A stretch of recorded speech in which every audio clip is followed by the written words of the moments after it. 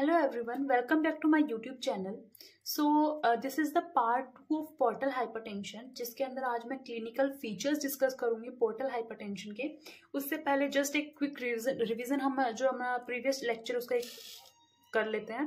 That is इसके अंदर हमने डेफिनेशन और कॉजेज डिस्कस किए थे। सो डेफिनेशन के अंदर मैंने बोला था कि वही कि प्रेशर इंक्रीज हो जाता है पोर्टल सिस्टम के अंदर। मैंने डायग्राम एक्सप्लेन किया था कि पोर्टल जो सिस्टम है इसका डायग्राम हमने एक्सप्लेन किया था। फिर हमने बोला था कि हिपैटिक वेनस प्रेशर ग्रेडियंट क्या होता है, ये डिफरेंस होता है वेज हिपैटिक वेनस प्रेशर का और फ्री हिपैटिक वेनस प्रेशर का। ठीक है, कि अगर टेम्पररी अगर ब्लड फ्लो को ब्लॉक कर दिया जाए देन वहां पे प्रेशर क्या लगेगा, और फ्री अगर ब्लड फ्लो हो रहा है देन प्रेशर क्या लगेगा, इन दोनों का डिफरेंस नॉर्मली 5 to 6 होता है। एक्सीड करेंगे तो वहां पे क्लिनिकल सिग्निफिकेंस देखने को मिलता है। फिर हमने कॉजेस के बारे में डिस्कस किया था कि एक्स्ट्रा हिपैटिक, इंट्रा हिपैटिक, फिर इंट्रा हिपैटिक में भी post sinusoidal, sinusoidal, pre sinusoidal, then हमने एक्स्ट्रा हिपैटिक के बारे में डिस्कस किया था। ठीक है, उसके बाद में आज के लेक्चर में हम क्लिनिकल फीचर्स डिस्कस करेंगे।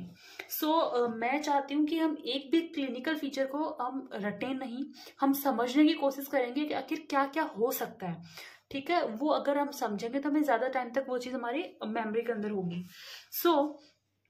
क्लिनिकल फीचर के अंदर हम बात करते हैं। जब भी क्लिनिकल फीचर्स देखने में अगर कोई पेशेंट अगर पोर्टल हाइपरटेंशन सफर कर रहा है तो उसके अंदर दो इफेक्ट हो सकते हैं। कौन कौन से हो सकते हैं दो इफेक्ट? या तो फर्स्ट ये हो सकता है कि portal venous congestion. Portal venous congestion का मतलब क्या हुआ? बैक फ्लो होना, बैक प्रेशर लगना वेन्स के अंदर। फॉर एग्जाम्पल, अगर ये जो मेरी लीवर है, लीवर के अंदर अगर कोई भी पैथोलॉजी डेवलप हुई, यहाँ पे मान लो फॉर एग्जाम्पल यही ले लो आप, यहाँ पे ऑब्स्ट्रक्शन हो गया तो जो ब्लड यहाँ जा रहा था उसको क्या पड़ेगा? बैक फ्लो लगेगा, बैक फ्लो पीछे की साइड जाएगा।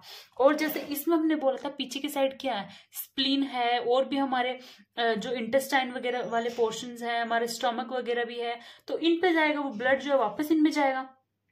ऑब्वियसली यही होगा कि अगर बैक फ्लो लग रहा है तो वापस इनमें जाएगा, और इनमें क्या होगा?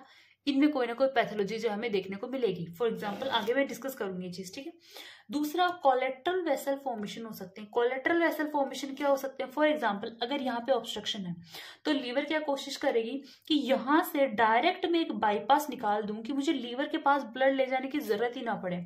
कोलेट्रल वेसल्स का फॉर्मेशन, बॉडी जो है खुद न्यू वेन्स का फॉर्मेशन कर लेती है उस ब्लॉकेज को बाईपास करने के लिए। ठीक है, सो मैं यहाँ से डायरेक्ट एक बाईपास निकाल दूंगी यहाँ पे कि ब्लड इधर तो जाए मत, सीधा इधर। ठीक है, तो ये तो दो तरीके हो सकते हैं। कौन से? एक तो पोर्टल वेनस कंजेशन हो सकता है, कोलेट्रल वेसल फॉर्मेशन हो सकता है। ठीक है, पोर्टल वेनस कंजेशन में बैक प्रेशर लगता है वेन्स के अंदर, और कोलेट्रल वेसल्स में body tries to form new veins to bypass the blockage. Okay, अब हम बात करते हैं कि अब देखेंगे क्या क्या फीचर्स आते हैं। फॉर एग्जाम्पल जैसे मैंने ये बोला कि अगर यहाँ पे ब्लॉकेज है तो वो ब्लड क्या होगा? वो पीछे की साइड जाएगा। अब मान लो यहाँ से वो ब्लड कहाँ गया? सीधा जाएगा इधर से, जो इधर तो ब्लॉकेज है, अब वो ब्लड सीधा वापस पीछे आके जाएगा स्प्लीन के अंदर। स्प्लीन को इतना ज्यादा ब्लड मिलेगा, इतना ज्यादा ब्लड मिलेगा, स्प्लीन क्या हो जाएगी? एनलार्ज्ड हो जाएगी। स्प्लीन अपनी साइज में इंक्रीज हो जाएगी, दैट इज स्प्लीनोमेगेली। स्प्लीन का अपनी साइज में इंक्रीज होना, रटने की जरूरत नहीं है, हमें पता है अगर अगर ऑब्स्ट्रक्शन है तो ऑब्वियसली वो ब्लड वापस जहां से आया वहीं जाएगा। तो स्प्लीन से आया था वापस स्प्लीन को जाएगा, तो स्प्लीन अपनी साइज में इंक्रीज हो जाएगी, that is splenomegaly. So first is splenomegaly. Splenomegaly बहुत ही कॉमनली देखने को मिलता है। अगर पोर्टल हाइपरटेंशन का पेशेंट अगर आपके पास आता है तो उसमें स्प्लीनोमेगेली देखने को मिलता है। ठीक है, नॉर्मली स्प्लीन जो होती है इनलार्ज होती है अप टू 5 सेंटीमीटर, 5 सेंटीमीटर तक इनलार्ज होती है। कहाँ से? लेफ्ट कोस्टल मार्जिन, जो हमारा लेफ्ट साइड में जो हमारे लोअर रिब जो है वहां पे जो कोस्टल मार्जिन होते हैं उससे 5 सेंटीमीटर नीचे तक स्प्लीन जो है इनलार्ज हो सकते हैं, उसे हम पैल्पेट कर सकते हैं। ये ज्यादा इनलार्जमेंट ज्यादा मार्क्ड किसमें होती है? चिल्ड्रंस में एडोलसेंट्स जो होते हैं, एडोलसेंट्स होते हैं उनमें ज्यादा मार्कली देखने को मिलती है। ठीक है, दूसरा है कोलेट्रल वेसल्स का फॉर्मेशन। कोलेट्रल वेसल्स का फॉर्मेशन मैंने बोला। अब कोलेट्रल वेसल का फॉर्मेशन कहाँ कहाँ हो सकता है? तो देखो जी, अब यहाँ पे है जी, अब मेरे को पता है जैसे यहाँ पे अपनी जो है अम्बलाइकस जो होती है, अम्बलाइकस की सराउंडिंग के अंदर ही तो अपनी ये मिलती है ना इंटेस्टाइन वगैरह, तो मेरी अम्बलाइकस अफेक्ट हो सकती है। ठीक है, ये सब एब्डोमिनल के अंदर एब्डोमिनल ऑर्गन्स हैं तो एब्डोमिनल वॉल इफेक्ट हो सकती है। ठीक है, इधर जा रहा है, इधर जा रहा है, गैस्ट्रिक वेन आई थी तो इधर जा रहा है तो मेरी इसोफेगस अफेक्ट हो सकती है, मेरे स्टमक अफेक्ट हो सकता है। नीचे की साइड अगर जाएगा तो इधर मेरे रेक्टम वगैरह अफेक्ट हो सकते हैं। ठीक है, सो ये एब्डोमिनल ऑर्गन्स आ गए, एब्डोमिनल ऑर्गन्स वगैरह अफेक्ट हो सकते हैं। तो अपन क्या करेंगे, एक एक करके डिस्कस करते हैं आखिर क्या होगा। तो देखो, सबसे पहले मैंने बोला एब्डोमिनल वॉल। एब्डोमिनल वॉल के अंदर कुछ नई वेसल्स का फॉर्मेशन होगा, ठीक है। तो कुछ वेन्स जो होती है, मैं एक पिक्चर भी ऐड कर दूंगी साइड के अंदर, जिसमें आप देख सकते हैं कि कुछ नई जो वेन्स जो होती हैं, आपको एकदम पेशेंट को आप देखोगे तो उसके अम्बलाइकस वाले रीजन के आसपास में आपको एकदम प्रोमिनेंट वेन्स देखने को मिलती हैं, ठीक है, जिसे हम क्या कहते हैं, कैपेट मेड्यूसे, ठीक है। ये आपको ऐसे क्वेश्चन एग्जाम्स में पूछ सकते हैं, कैपेट मेड्यूसे। सो कैपेट मेड्यूसे क्या होगा, वो जो प्रोमिनेंट वेन्स दिखती हैं आपको दूर से देखने से ही, जिग जग, तो वो होती हैं, दैट इज कैपेट मेड्यूसे, ठीक है। फर्स्ट हो गया एब्डोमिनल वॉल। सेकंड होगा, अब अम्बलाइकल वाले रीजन को भी तो अफेक्ट किया है। सो सेकंड वाला क्या होगा, सेकंड होगा that is umbilical when reopening. देखो अम्बलाइकल, इसको अपन देखो, थोड़ा प्रोनाउंसिएशन थोड़ा डिफिकल्ट है, क्रूविलर बॉम-गार्टन सिंड्रोम। क्रूविलर बॉम-गार्टन सिंड्रोम, इसके अंदर क्या होता है, ये क्वेश्चन एग्जाम में पूछ सकते हैं आपको, ठीक है। क्रूविलियर बॉम-गार्टन सिंड्रोम, इसके अंदर क्या होता है, इसमें मैं एक पिक्चर ऐड करूंगी। जो अम्बलाइकल वेन्स, कुछ अम्बलाइकल वेन्स ऐसी होती हैं जो कि ब्लॉक हो जाती है, जिनका कोई कभी यूज नहीं होता, ये सिर्फ अम्बलाइकस के सराउंडिंग में पाई जाती हैं। बट अगर वो कोलेटरल वेसल्स का फॉर्मेशन हो रहा है, पीछे की तरफ ब्लड वापस आ रहा है, फोर्स लग रहा है, तो उसकी वजह से क्या होती है, अम्बलाइकल वेन्स जो होती हैं वापस रीओपन हो जाती हैं और इनके अंदर क्या होता है, कलेक्शन होने लग जाता है, ठीक है। सो उसे ही हम अम्बलाइकल वेन रीओपनिंग कहते हैं, जिसे हम क्रूविलियर बॉम-गार्टन सिंड्रोम के नाम से भी जानते हैं, ठीक है। सो ये हमारा सेकंड हो गया। अब थर्ड मैंने क्या बोला, फर्स्ट में मैंने क्या बोला, एब्डोमिनल वॉल्स, यहाँ पे एब्डोमिनल में ये सारे ऑर्गन्स, एब्डोमिनल वॉल इफेक्ट हो गई, अम्बलाइकल रीजन इफेक्ट हो गया। अब कहाँ हो सकता है, इधर से वो ब्लड वापस इधर भी तो जा सकता है ना, तो स्टमक की साइड जा सकता है, इसोफेगस की साइड जा सकता है।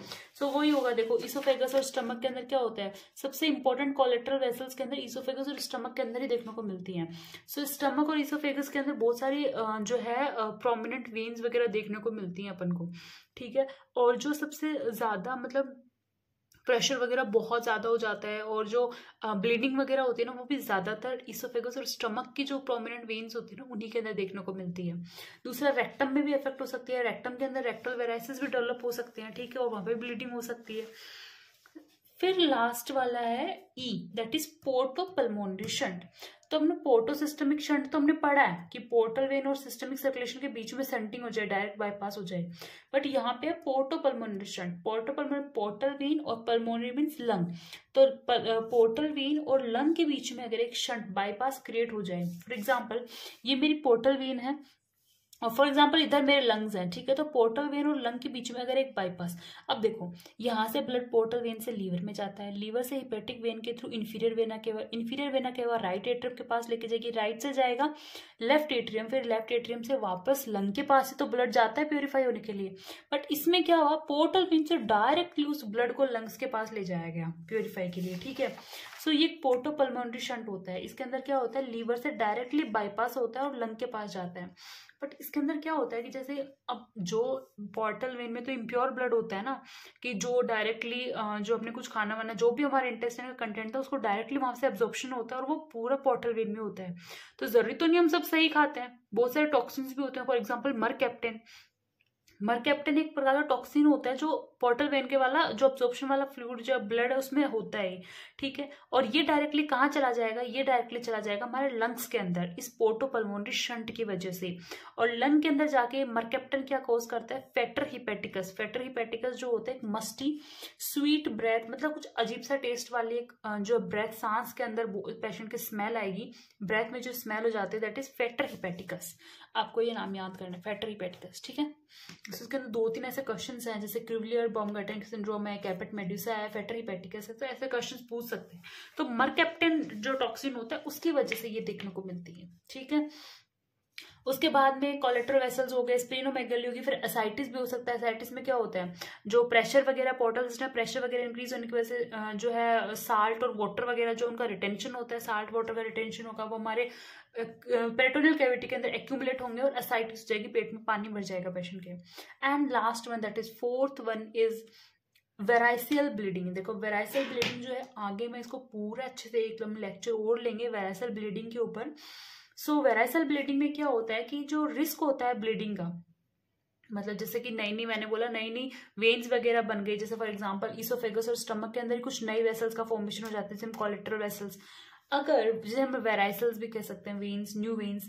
सो उसमें क्या होता है, अगर प्रेशर बहुत ज्यादा इंक्रीज हो जाए, अगर ये वेराइसल्स बहुत ज्यादा बड़े हो गए प्रेशर की वजह से, या फिर पोर्टल प्रेशर बहुत ज्यादा इंक्रीज हो गया, या फिर लीवर फेल हो गया, लीवर अपना काम प्रॉपर्ली नहीं कर पा रहा, या फिर जब भी पेशेंट की एंडोस्कोपी करवाई उसमें देखने को रेड स्पॉट्स या रेड स्ट्रिप्स देखने को मिली, वो वाला जो एरिया है, जो अपना वेसल्स वाला एरिया वहां पे, या फिर कुछ ऐसे ड्रग्स होते हैं जैसे एस्प्रिन या फिर non steroidal anti inflammatory drugs वगैरह होती है, इनके केसेस में क्या होती है, जो वेराइसल्स जो होते हैं, जो न्यू कोलेटरल ब्लड वेसल्स होते हैं, वो क्या होते हैं, वो रप्चर हो जाते हैं, उनसे ब्लीडिंग देखने को मिलती है।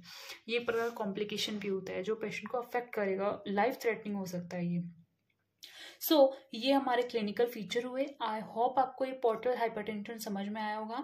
इसके आगे के जो मैनेजमेंट वगैरह जो है, जितनी भी चीजें हैं, ये हम जो है वेराइसल ब्लीडिंग वाला जो हम टॉपिक लेंगे आगे, उसी के साथ में इस चीजों को एक्सप्लेन कर दूंगी, क्योंकि वेराइसल ब्लीडिंग ही पोर्टल हाइपरटेंशन का एक प्रकार कॉम्प्लिकेशन है।